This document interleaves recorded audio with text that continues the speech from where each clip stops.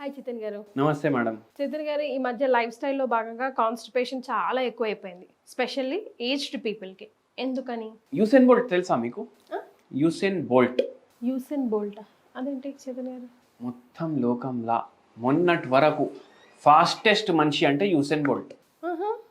మనిషి పేరా? మనిషి పేరు. ఓ, ఏంటో ఆయన గొప్పతనం. ఆయన 7-8 ఒలింపిక్ మెడల్లు కొట్టిండు రన్నింగ్లా. Oh my gosh. ఓకే. అయితే ఒక వయసు తర్వాత రిటైర్ అయిపోతారు కదా, స్పోర్ట్స్లో తొందరగా రిటైర్మెంట్ అవుతుంది. ఎందుకు? శరీరం సహకరించదు, అవునా కదా? ఏమైపోతుంది? ఇప్పుడు ఆయన 20 ఏండ్లు ఉన్నప్పుడు వరల్డ్ రికార్డు చేసిండు. 40 ఏండ్ల ఉన్నప్పుడు అంత గట్టిగా పరిగెత్తలేడు. అంత గట్టిగా పరిగెత్తి ఆ వరల్డ్ రికార్డ్ చేయగలుగుతాడా? చేయలేడు. అయితే ఏంది దీంతో అర్థం? ఏజ్ తోటి ఏమవుతుంది? బాడీ స్లో అవుతుంది. బయటికి వెళ్ళే కాదు, లోపటకెళ్ళి కూడా స్లో అవుతుంది. ఉదాహరణకి ఇంకోటి చెప్తాను నేను. ఇప్పుడు నేను మీకు 100+200 అని అడిగినా అనుకోండి, టక్ అనేసి సమాధానం చెప్తారు. 100+188 అని చెప్తే కొద్దిగా స్లో చెప్తారు. 100+1409 అని చెప్తే ఇంకా జర స్లో చెప్తారు. అంటే ఏంది? ఎంత పెద్ద నంబర్ అంత పెద్ద టైం. ఎట్లా అయితే వయసు పెరుగుతుంది అట్లా మన పేగులు ఏవైతే ఉంటాయి కదా, దాని మూమెంట్లు కూడా తగ్గుతాయి. దాని మూమెంట్ తగ్గితే చాలామందికి ప్రాబ్లం అయిపోతుంది. ఇప్పుడు రింకల్స్ వస్తాయి ఫేస్ మీద, 30 తర్వాత వస్తున్నాయి రింకళ్ళు. ఈ రింకళ్ళు దాచడానికి మనం ఏమేమో చేస్తాం. నిమ్మకాయ రాస్తాము, ఉల్లిగడ్డ రాస్తాము, ఎల్లిగడ్డలు రాస్తాము, అన్నీ. ఏది ఇప్పుడు ఏ వీడియో చూసినా అది రాసుకుంటూనే ఉంటాం.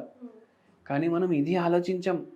మనం లోపటకెళ్ళి ఎట్లా యంగ్ ఉండాలి, లోపటకెళ్ళి యంగ్ ఉంటే బయట కూడా మనిషి యంగ్ అని కనిపిస్తాడు, అవునా కదా?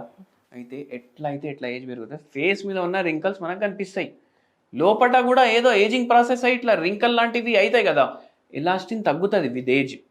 మజిల్స్ ఏమో రిలాక్స్ అవుతాయి. ఆ ఎలాస్టిసిటీ తగ్గుతుంది మజిల్స్లో కానీ, పేగుల్లో కానీ, దేంట్లో కానీ లూజ్ అయిపోతాయి. అందుకే ఏమవుతుందంటే వయసు ఎక్కువ అయితే మలబద్ధకం ఎక్కువ అవుతుంది. ఇప్పుడు మనం యంగ్ ఉండాలి, ఫేస్ మీద కాదు లోపట నుంచి కూడా యంగ్ ఉండాలి. ఏం చేయాలి? Physical activity compulsory. అరే నా ఏజ్ ఇంత అయిపోయింది, ఇంకేం పోతాం, ఇంకేం నడుస్తాం, పోతే మొత్తానికి వెళ్ళిపోదాం అని అనుకోకండి. లోపల నుంచి మీరు యంగ్ అనేసి ఫీల్ అవ్వండి. యంగ్ అనేసి ఫీల్ ఉంటే ఒక బాడీలో, మైండ్లో అది థాట్ అదే ఉంటుంది, నేను యంగ్ అనేసి. బాడీ మీద కూడా అది ప్రభావం చూపించడం స్టార్ట్ చేస్తుంది. టైంకి పడుకోండి, టైంకి లేవండి, ఎవరి గురించి పట్టించుకోకండి. ఇప్పుడు ఒక పేషెంట్ ఏమో మలబద్ధకం ఉంది, ఫుల్ నరాల నొప్పి ట్రీట్మెంట్ కోసం వచ్చిండ్రు. మలబద్ధకం ఉంది అంటే మలబద్ధకం వల్ల నరాల నొప్పులు కూడా ఎక్కువైతాయి. మళ్ళా మనం ఒకటే అడిగి, ఏముంది కాక టెన్షన్ మీకు? ఏముంది? రిటైర్మెంట్ అయిపోయింది, సెంట్రల్ గవర్నమెంట్ ఉద్యోగం ఉంది, వస్తుంది పెన్షన్, మొత్తం ఇల్లు నడుస్తుంది, ఏది కావాలంటే అది తినొచ్చు, మంచిగా ఉండండి అంటే. నాకు ఉన్నది బై టెన్షన్. చిన్న కొడుకుది పెళ్ళి కాలేదు, పెద్ద కొడుకుకేమో మంచి జాబ్ లేదు. వాళ్ళు బతకనికి కమాయిస్తుండ్రా లేదా? అవును. కానీ ఇప్పుడు మా బాబుకు ఫోన్ కావాలనుకోండి, కొత్తది, నాకు అడుగుతాడు, నాయనా డబ్బులు. ఇద్దరు సంపాదిస్తుండ్రు, వాళ్ళు కూడా చెప్పేది కరెక్టే కదా. మళ్ళీ నాకు ఏమని ఖర్చు చేసుకుంటా నేను? ఇప్పుడు ఇద్దరు సంపాదిస్తున్నారు, నేను ఏమని ఖర్చు చేసుకుంటా అని ఇచ్చేస్తా వాళ్ళకి డబ్బులు. సరే ఇస్తున్నా, కానీ వాళ్ళకి జాబ్ సెక్యూరిటీ లేదు కదా ఇద్దరికి. చిన్నోది అయితే పెళ్ళే కాలేదు ఇప్పుడు వరకు, పెద్దోడిది అయింది, వాళ్ళ వైఫ్ ఎక్కువ కమాయిస్తుంది, ఈయన ఏదో కమాయించుకుంటుంటూ నడుస్తుంది బండి. వాళ్ళకు మంచి ఉద్యోగాలు రావాలి కదా అనేసి అన్నాడు. వాళ్ళకు మంచి ఉద్యోగాలు వచ్చినా రాకపోయినా వాళ్ళ నోట్ల తిండి పోతుందా లేదా? పోతుంది కదా. మంచి ఉద్యోగం వస్తే కూడా అదే తింటారు, మంచి ఉద్యోగం లేదు కాబట్టి అయినా అదే తింటున్నారు కదా. మళ్ళీ మీరు బాధపడేది ఏంటి? మీరు ఎక్కువ బాధపడితే మీ కొడుకులకి ఉద్యోగాలు పెళ్ళిళ్ళు అయిపోతాయా? కాదు కదా. మళ్ళీ బాధపడి ఏం లాభం? అయితే ఏమవుతుంది? ఇట్లా అన్నెసెసరీ టెన్షన్లు పెట్టుకోవద్దు. ఈ పేషెంట్కి కూడా మలబద్ధకం ఉండేస్తుంది. ఎందుకంటే థాట్స్ ఇట్లా స్టిక్ అయిపోయినాయి బ్రెయిన్లో. మైండ్లో థాట్ స్టిక్ అయిపోయిందంటే అది బాడీ మీద కూడా ఎఫెక్ట్ చూపిస్తుంది. అదేలేండి. అట్లా అవుతుంది పేషెంట్కి. నిద్ర చక్కగా లేదు, దానివల్ల నిద్ర కూడా మంచిగా తీసుకోవాలి, ఫిజికల్ యాక్టివిటీ చేయాలి, ఫుల్ జాపనీస్ వాక్ చేయాలి. ఇప్పుడు జాపనీస్ వాక్ అంటే ఏంది?